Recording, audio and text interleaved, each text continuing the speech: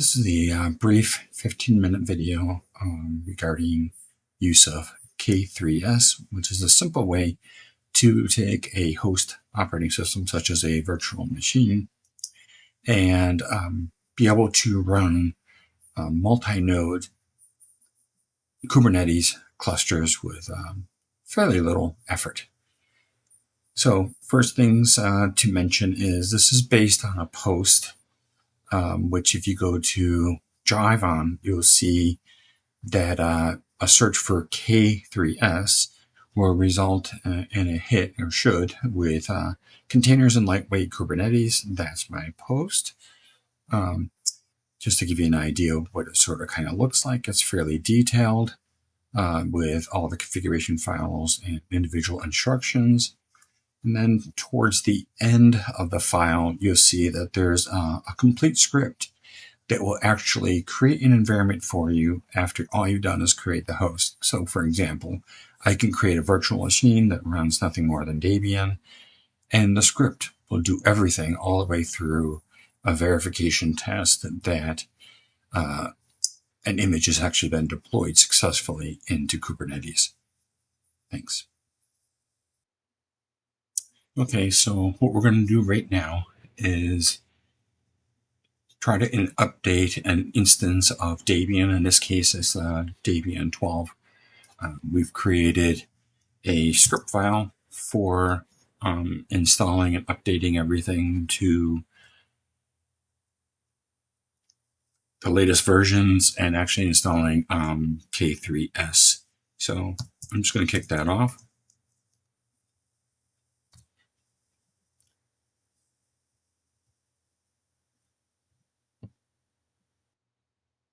Okay, it's been about 20 minutes or so, and the script has actually finished running. And at this time, you can see that one of the last things it does is actually test the deployment. And notice that we've got a simple little hello there. So everything was actually successful. So after about 20 minutes letting the script run, we're at this point.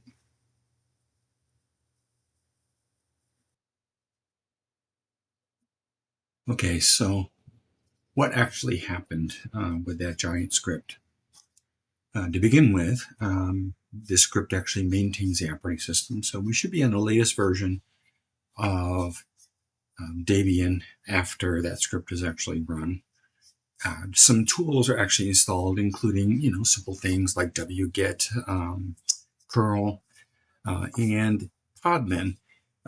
Podman is a nice little tool for working with containers and images, and I just found that it gets a little bit confusing when Docker and Kubernetes are essentially on the same environment. So I chose to use Podman in this example. After we've installed some utilities, k3s is actually installed from a script that's out there on the internet. And then we need to deploy a registry.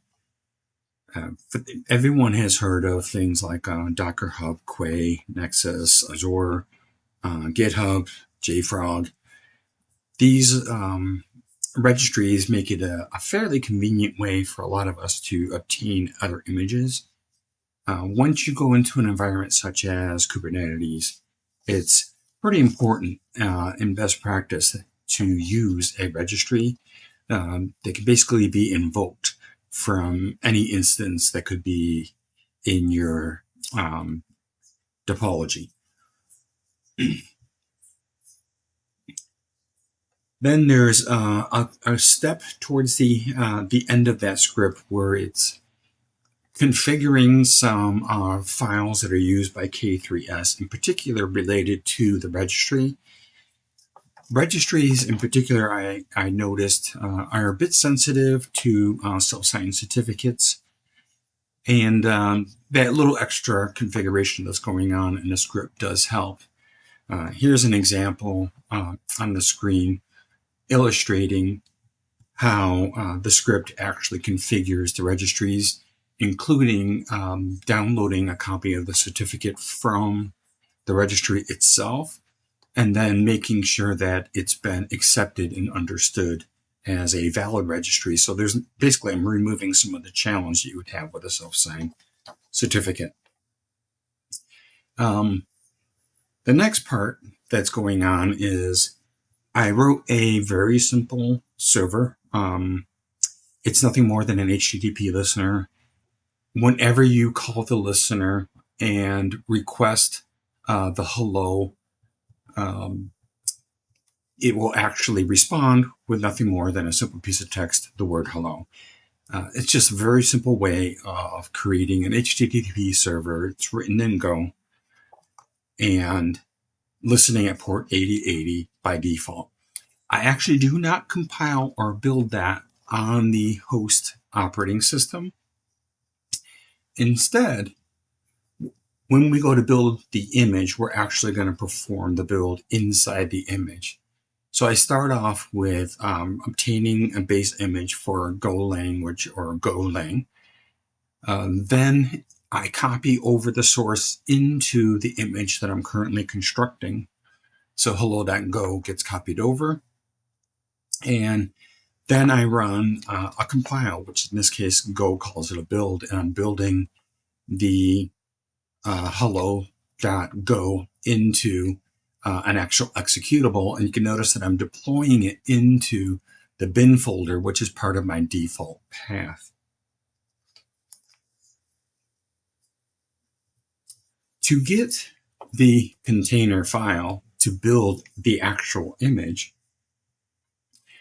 what I'm doing is that's the reason why, one of the reasons why I installed Podman. So Podman is actually running the build. It is taking the current directory, the dot right here, which is actually saying, take the container file from the current folder, and then I'm going to tag it at the end. So let's go back to this one more second here. Notice that again, we're starting from Golang, we're compiling it, deploying it. And then lastly, we're giving it a useful name. The useful name, by the way, is based on a pattern for use with registries. To help facilitate it, you're basically putting the host name and the port and the like into the name of the image that you're, the tag that you're creating for the image. Now, in order to push the image, I first log in to the repository. So here's a Podman command, which actually would perform the login.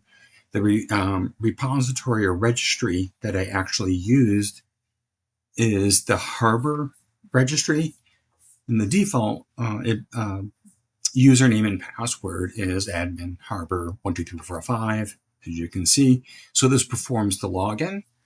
Next, I'm going to take the image and push it into the registry. Again, Podman is being used to do the push.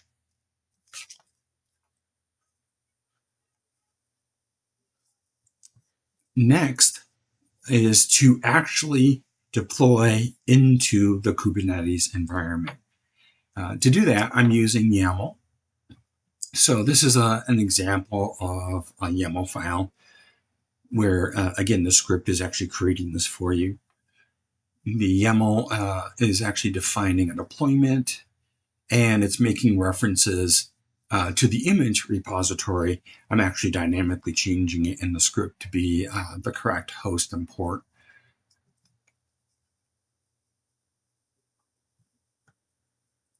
Next, now that I defined the YAML, we will use kube control to actually apply the YAML file.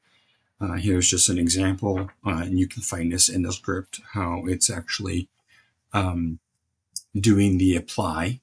This means that it's actually officially going into the Kubernetes environment. The last part of interest would be once the container has been deployed in Kubernetes, I can simply exercise it. Remember, all it does is return hello. Here's an example of using curl where I'm adding some verbose settings. In other words, just more debug, more diagnostics. And I can run such command. You can see this is all additional diagnostics. And then I've got the hello. So you can see with this very simple curl example that we have actually deployed and used Kubernetes. And we even wrote our very own code, created our own container image.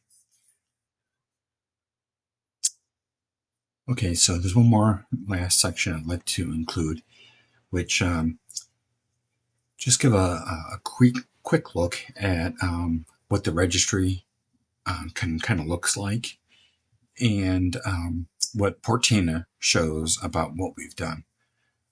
It's just a nice way of looking at an environment such as Docker and Kubernetes.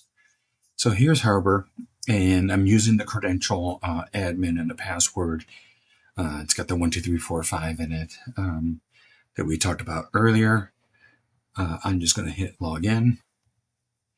I will mention on this particular environment, Harbor, again, registries are fairly picky on how they operate. So this machine, I've actually manipulated the DNS, in other words, the etc host file, and so that it knows this host name correctly. Otherwise, I just find it a little bit challenging to get the pages to come up and use to do what we're doing right here. So you can see we've got I've logged into Harbor, which is my registry again. It's got a structure to it. In this case, I created something called library. Under library, I did create a repository called, or entry, if you will, called hello. I can click on the hello, and there's an image below it, and I can drill down further to take a look at information about the image. I'm not going to say much more on registries. I know what it does, but that's my extent. I'm pretty confident Harbor is far more powerful than this little tiny use case than I used it for. But that's what the registry looks like. The last thing I wanted to show real quick is here's a view as if one was to bring up Portainer. Again, I find this tool pretty good for Docker. I find it pretty interesting when it comes under Kubernetes. So you can see I've created my environment and it identified it. I named it in Portainer to be called k3s. It's got some information about the environment. I can then click on the Kubernetes environment, and it has many different places I can inspect information, including I can drill down into services and get detailed information. I do believe I can go back to applications. You can see I can find hello. It will give me detailed information, including events. Events are Portainer, I just find fairly useful for, did I actually create an environment that works? If something goes wrong, how do I quickly find out what happened? It's kind of nice to be able to go into a simple tool. Events would have told me if something had gone wrong and what happened. I can review how it was deployed, right? All kinds of nice little things, where is it currently running? Anyhow, that's all I wanted to share was these two tools. You may find them pretty useful. I found the Docker repository a little less friendly, I guess, to get up and running than I did for Harbor, and that's the reason why I chose Harbor.